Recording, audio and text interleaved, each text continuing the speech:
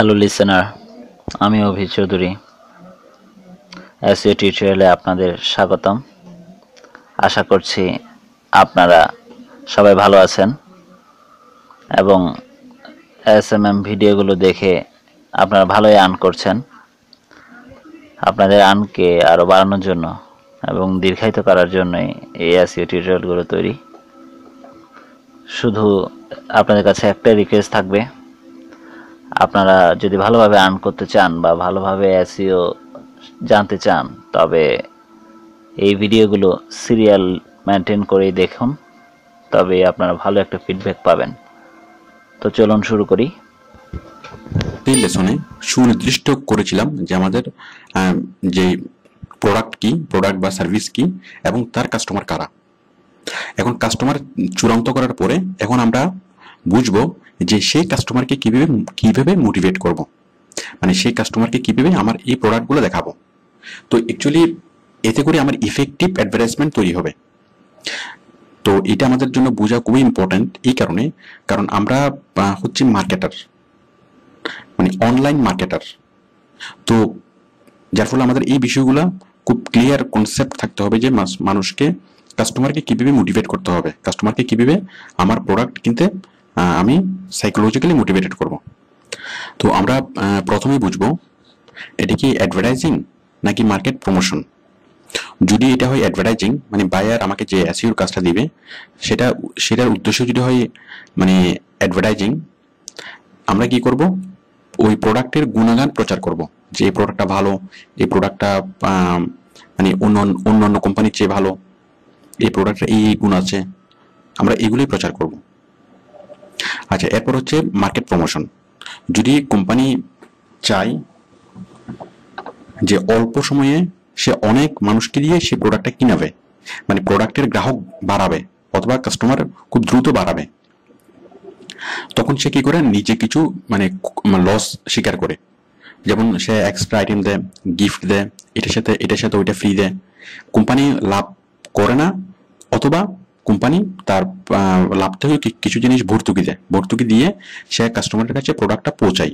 কেন পৌঁছায়, মানে কাস্টমারকে মানে কি করে প্রলুব্ধ করে ওই প্রোডাক্টটা কেনার জন্য, এটার সাথে এটা ফ্রি, তারপর এভাবে এক্সট্রা দিয়ে গিফট আইটেম দিয়ে মানুষকে কি করে প্রলুব্ধ করার চেষ্টা করে।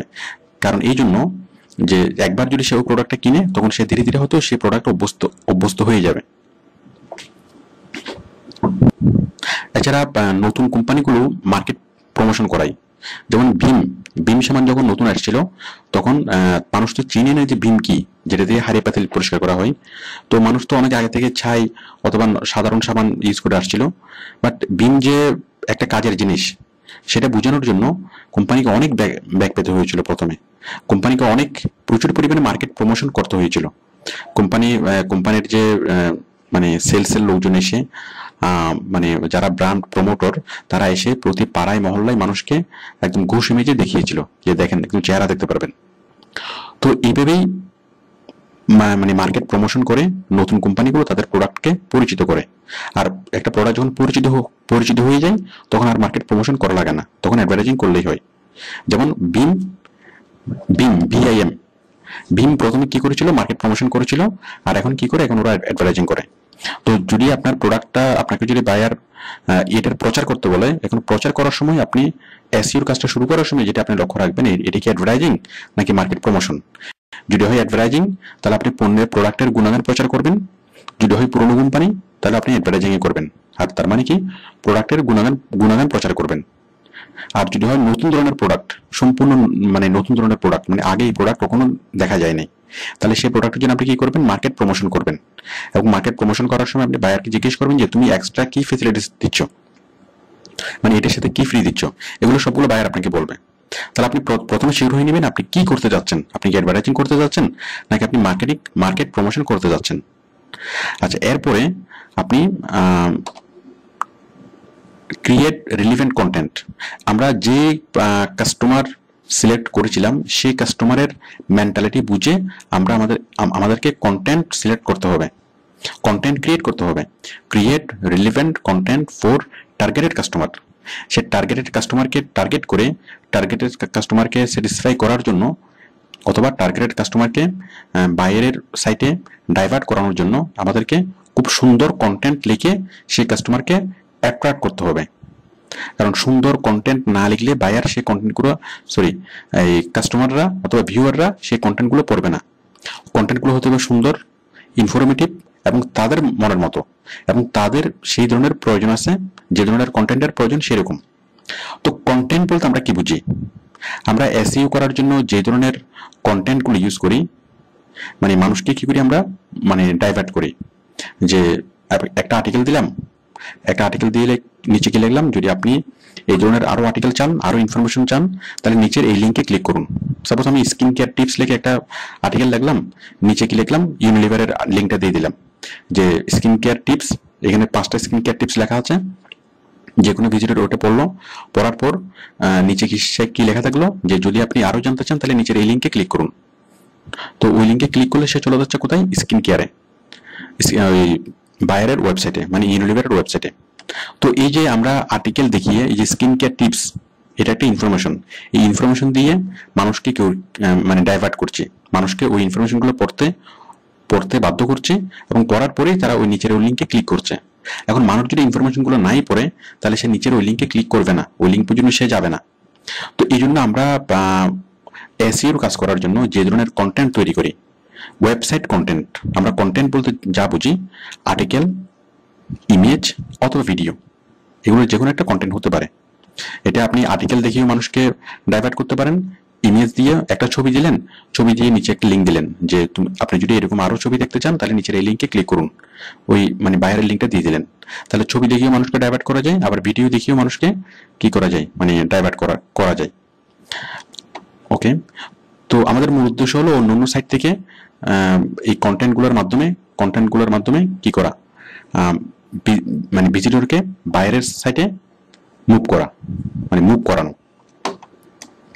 তখন এই কন্টেন্টগুলো তৈরি করার জন্য আপনাকে যে জিনিসগুলো মাথায় রাখতে হবে, সেই কন্টেন্টগুলো আর্টিকেল হোক, ইমেজ হোক অথবা ভিডিও হোক, যে কোনো ধরনের ওয়েব কন্টেন্ট হোক না কেন, এই কন্টেন্টগুলো তৈরি করার সময় আপনাকে যেটা মাথায় রাখতে হবে, কন্টেন্টগুলো হবে রিলিভেন্ট।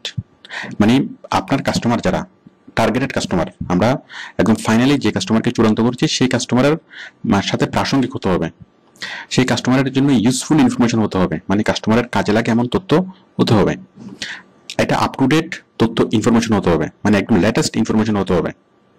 কারণ আপনি লেটেস্ট ইনফরমেশন না দিলে বায়াররা মানে ভিউয়াররা সেটা পড়বে না অথবা পড়তে আগ্রহ থাকবে না।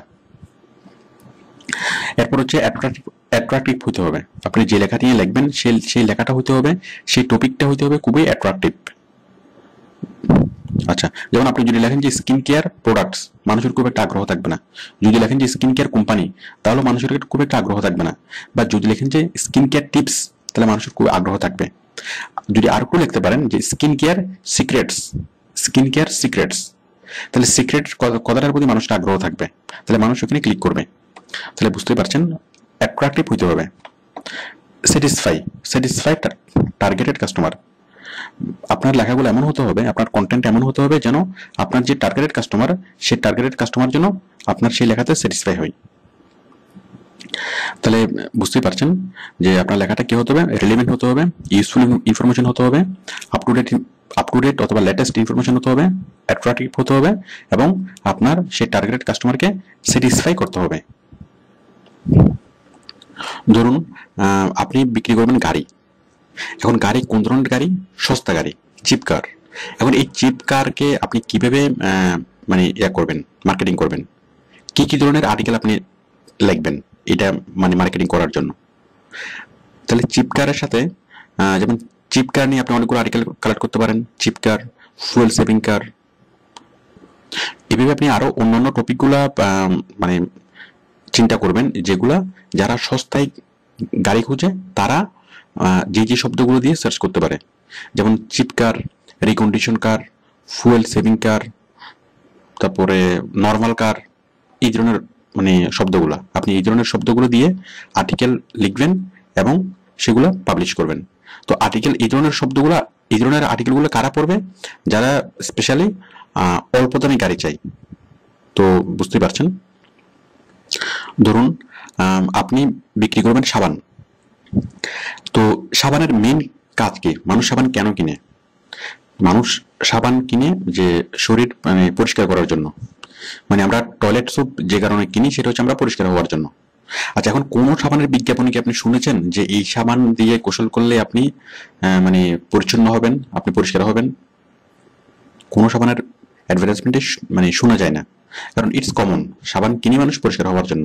এখন দেখুন, সাবান যারা কিনে, সাপোজ কি সাবান কোম্পানি বলতেছে কি এটা বিউটি সোপ, মানে বিউটি সোপ এটা দিয়ে গোসল করলে তোমার স্কিন আরো ভালো হবে, অনেক সুন্দর হবে, অনেক স্মুথ হবে। তারপরে স্যান্ডেলিনা সোপ স্বর্ণ উজ্জ্বল ত্বকের জন্য, মানে এটা দিয়ে গোসল করলে তোমার ত্বক একেবারে মানে গোল্ডের মতো দেখাবে।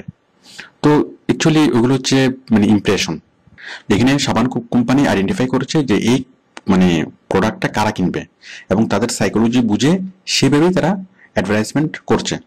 সাবান কোম্পানি বলছে না যে এই সাবান দিয়ে গোসল করলে তোমার ত্বক পরিষ্কার হবে, বরং বলছে কি যে এই সাবান দিয়ে গোসল করলে তোমার ত্বকটা আরো স্মুথ হবে, একদম মানে খুব খুব তুমি অনেক খুব সুন্দর হয়ে যাবা, সহজ কথা। তো বুঝতেই পারছেন।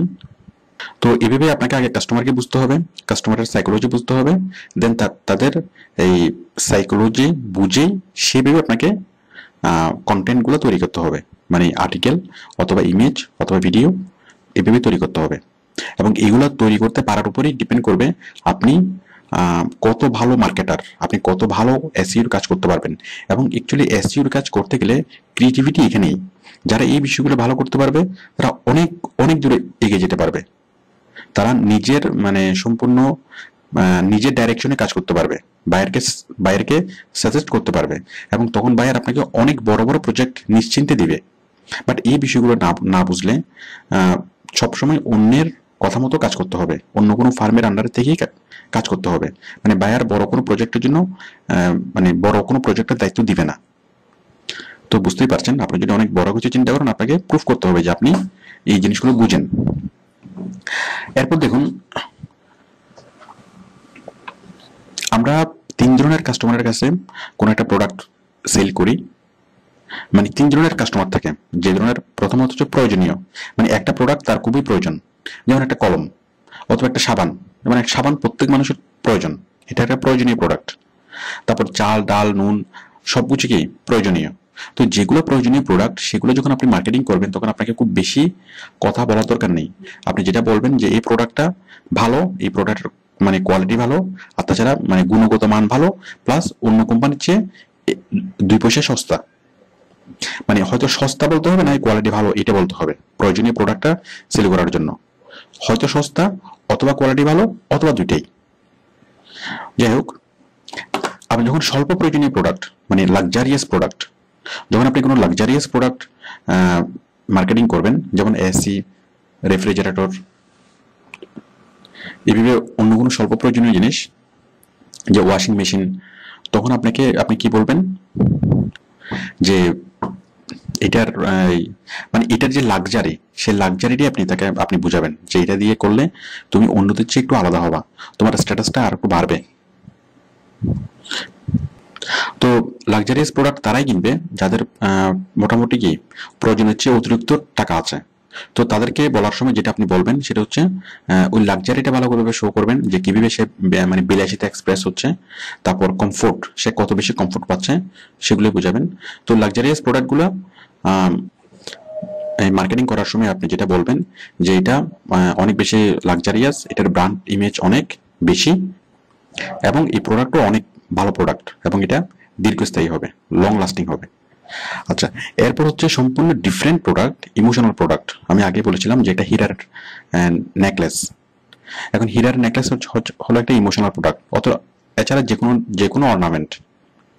তো এছাড়া আমরা মাঝে মধ্যে পেপারে দেখি যে নিলাম ডাকে, যে একটা ভাঙ্গা মূর্তি সেটা বিক্রি হচ্ছে কত, কয়েক কোটি টাকা দিয়ে। তো মানে কয়েক বিলিয়ন মার্কিন ডলার, এভাবে অনেক মানে একদম মানে ফেলনা জিনিস। সাপোজ কোনো একটা একজন সেলিব্রিটির ব্যবহার করে একটা চশমা, সেই চশমাটা বিক্রি হচ্ছে অনেক টাকা দিয়ে, প্রায় কয়েকশো কোটি টাকা দিয়ে। তো এইগুলো হচ্ছে ইমোশনাল। এই যে অর্নামেন্টস, তারপর ওই ধরনের মানে এগুলো হচ্ছে নিজের এই মানে অন্যান্যদের চেয়ে যে নিজের যে আমার টাকা আছে সেটা এক্সপ্রেস করা, এবং সেটা এক্সপ্রেস করতে পারার একটা সুযোগ। কারণ ওই রকম প্রোডাক্ট যে কিনবে স্বাভাবিকভাবে তাকে মিডিয়া ফোকাস করবে, তখন স্বাভাবিকভাবে অন্যান্য মানুষরা জানবে যে হ্যাঁ ওর টাকা আছে। তো স্পেশালি যাদের টাকা রাখার জায়গা নাই তারাই এই ধরনের মানে এই প্রোডাক্টগুলো কিনে, ইমোশনাল প্রোডাক্ট। আবার কিছু প্রোডাক্ট আছে সাধারণ মানুষে কিনে, যেমন অর্নামেন্ট, এইগুলো ইমোশনাল প্রোডাক্ট বাট সাধারণ মানুষে কিনে। তো ইমোশনাল প্রোডাক্ট সেল করার সময় আপনাকে সেই ইমোশনটাকে নিয়ে আসতে হবে। এখানে কখনো প্রাইস নিয়ে বলা যাবে না, কখনো এটার কোয়ালিটি নিয়েও বলা যাবে না। প্রাইস কোয়ালিটি এখানে মূল্যহীন, এখানে মূল যে বিষয়টা সেটা হচ্ছে ইমোশন। তো ইন্টারনেট মার্কেটার হিসেবে আমাদের যেখানে সফলতা সেটা হলো যে কারো কোনো কাস্টমারের একটা প্রোডাক্ট প্রয়োজন হচ্ছে তার কাছে সেল করা না, বরং যার একটা প্রোডাক্ট কখনো প্রয়োজন নাই, তার ওই প্রোডাক্টটা সে না কিনলেও তার কোনো সমস্যা নাই, বাট তাকে আমরা এমনভাবে কন্টেন্ট লিখে এমনভাবে তাকে উদ্বুদ্ধ করব যাতে সে মনে করে যে সেই প্রোডাক্ট ছাড়া তার জীবন অর্থহীন। সেটাই একজন ইন্টারনেট মার্কেটারের মানে কোয়ালিটি, এবং এটাই আপনাকে আলাদা করে দিবে অন্যান্য এসইও প্রফেশনাল থেকে, আপনাকে অনেক আলাদা করে দিবে। তো যাই হোক, আপনি আশা করি বুঝতে পেরেছেন। তাহলে আমরা এই ধরনের কন্টেন্ট তৈরি করব, কন্টেন্ট তৈরি করে নিচে কি করব, ওই নিচে লিঙ্কটা বিল করে দেবো। সাপোজ আমরা একটা কি লিখলাম, একটা আর্টিকেল লিখবো, আমি দেখাচ্ছি। মনে করেন আমি কোনো একটা সাইটে গিয়ে এরকম একটা আর্টিকেল লিখলাম, লিখে নিচে কি বললাম, যদি আপনি আরো কিছু জানতে চান তাহলে নিচের এই লিঙ্কে ক্লিক করুন। এটা হচ্ছে বাইরের লিঙ্ক, তাহলে মানুষ এই লেখাটা পড়ে এখানে ক্লিক করবে, ক্লিক করলে সোজা কোথায় চলে যাবে, বাইরের ওয়েবসাইটে। তো আশা করি বুঝতে পেরেছেন। ওকে, থ্যাংক ইউ।